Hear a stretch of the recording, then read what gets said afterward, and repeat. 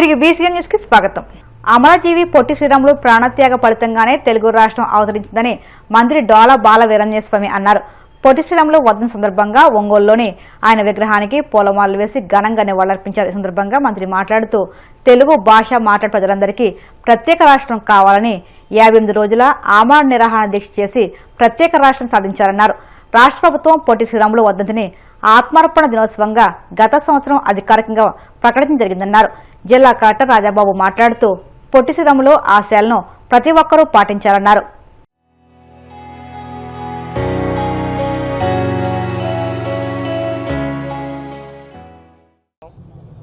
అమరజీవి పొట్టి శ్రీరాములు గారి ఆత్మార్పణ దినోత్సవాన్ని పోయిన సంవత్సరం నుంచి అధికారికంగా నిర్వహించేందుకు ఉత్తర్వులు ఇచ్చి రాష్ట్ర వ్యాప్తంగా ఈ ఆత్మార్పణ దినోత్సవాన్ని మనం నిర్వహించుకుంటూ ఆ మహనీయునికి నివాళులర్పిస్తూ ఉన్నాం.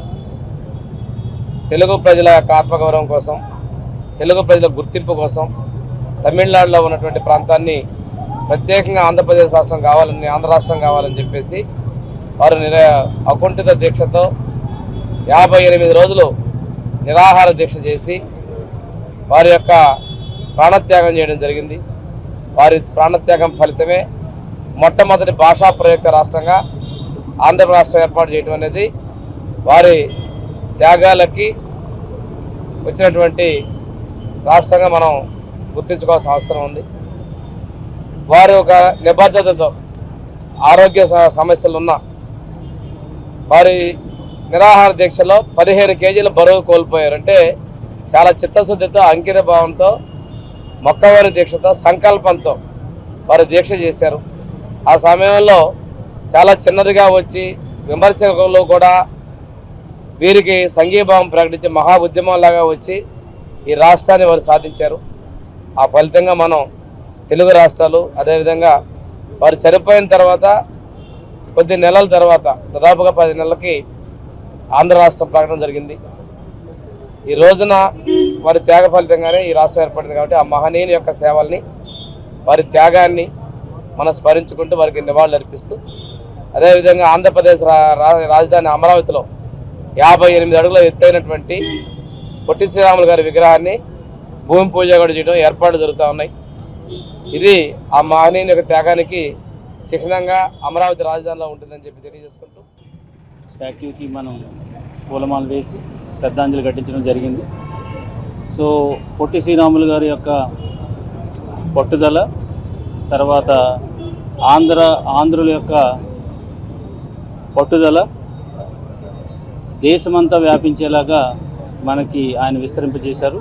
అప్పట్లో మనము తెలుగువారికి రాష్ట్రం అనేది లేకోకుండా వాళ్ళకి గుర్తింపు లేని పరిస్థితిలో సో వారు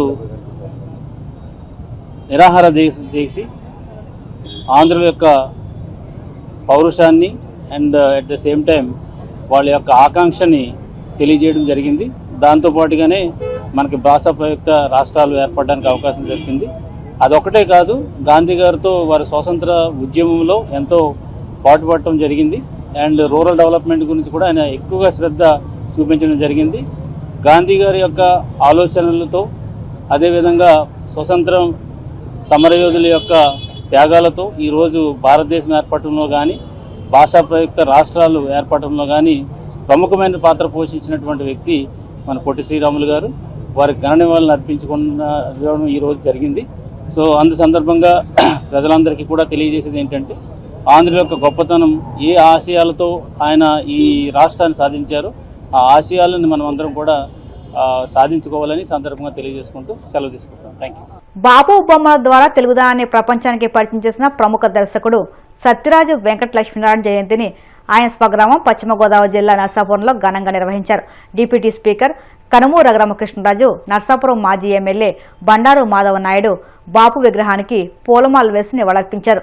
అనంతరం డిప్యూటీ స్పీకర్ రఘురామకృష్ణరాజు మాట్లాడుతూ తెలుగుదానికి నిలువెత్తు నిదర్శనం బాపు అన్నారు. 2015 నుండి 4 ఏళ్ల పాటు మాధవ నాయుడు ప్రోద్బలంతో అప్పటి టీడీపీ ప్రభుత్వం బాపు జయంతిని ప్రభుత్వ కార్యక్రమంగా ప్రకటించని చెప్పుకొచ్చారు. భవిష్యత్తులో అందరూ బాపు జయంతి వేడుకలు ఘనంగా నిర్వహించాలని పిలుపునిచ్చారు.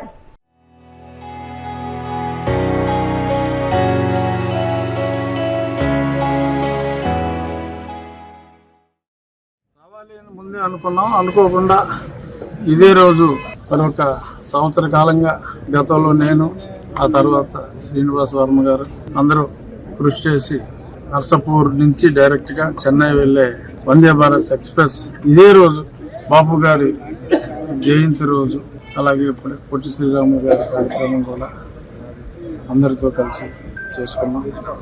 రాష్ట్ర ప్రభుత్వం కూడా దీన్ని అందరూ కూడా పాల్గొవాలి అని చెప్పి ఇవాళ సాయంత్రం ముఖ్యమంత్రి గారు కూడా విజయవాడలో ఫంక్షన్ పెట్టారు.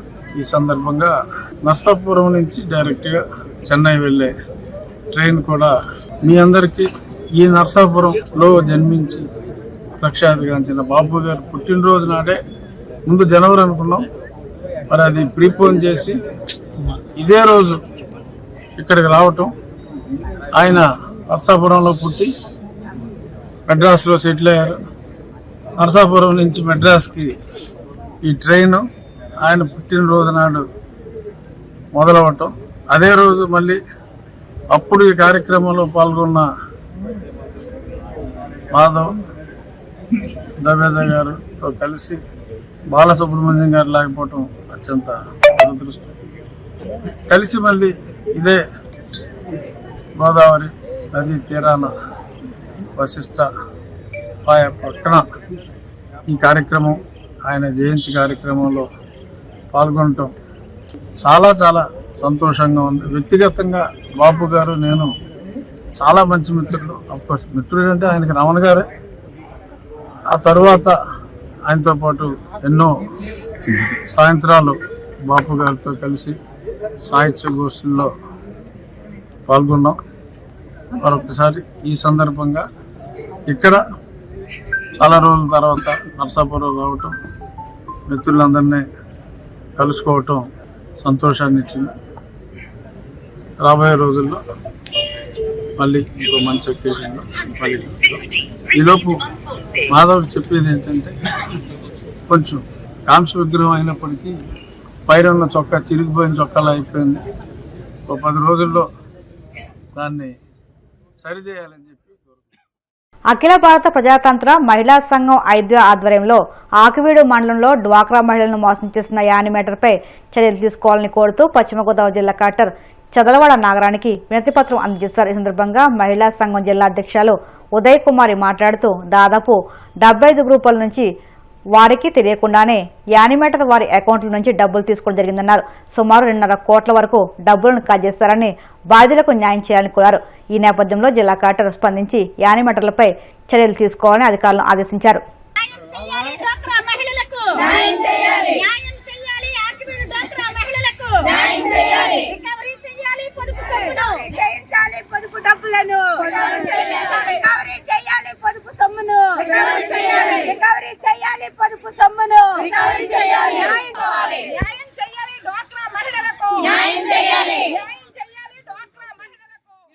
వార్తలు ముగించే ముందు ముఖ్యాంశాలు మరొక్కసారి. ప్రజాప్రతినిధులతో కలిసి వందే భారత్ ట్రైన్లో ప్రయాణించిన కేంద్ర మంత్రి వర్మ త్వరలో మరిన్ని వందే భారత్ సేవలు అందుబాటులోకి తీసుకొస్తానని హామీ. ప్రజా సమస్యల పరిష్కారమే కూటమి ప్రభుత్వ లక్ష్యమన్న మంత్రి కొల్లు రవీంద్ర. ప్రతి సమస్యకు పరిష్కారం చూపిస్తామని స్పష్టీకరణ. కూటమి పాలనలో అభివృద్ధితో పాటు ఎన్నికల్లో ఇచ్చిన సూపర్ 6 హామీలను సంక్షేమాన్ని ప్రజలకు అందిస్తున్నాం. మంత్రి అచ్చెన్నాయుడు వెల్లడి. ఒంగోలులో ఘనంగా పొట్టి శ్రీరాములు వర్ధంతి కార్యక్రమం. ఆయన విగ్రహానికి పూలమాలలు వేసి నివాళులర్పించిన మంత్రి డోలా బాల వీరాంజనేయ స్వామి. ఈ వార్తలు ఇంతకు సమాప్తం. మరిన్ని వార్తల కోసం BCN digital YouTube channel, Facebook పేజీని ఫాలో అవ్వండి. అప్డేట్ వార్తల కోసం ప్లీజ్ సబ్స్క్రైబ్.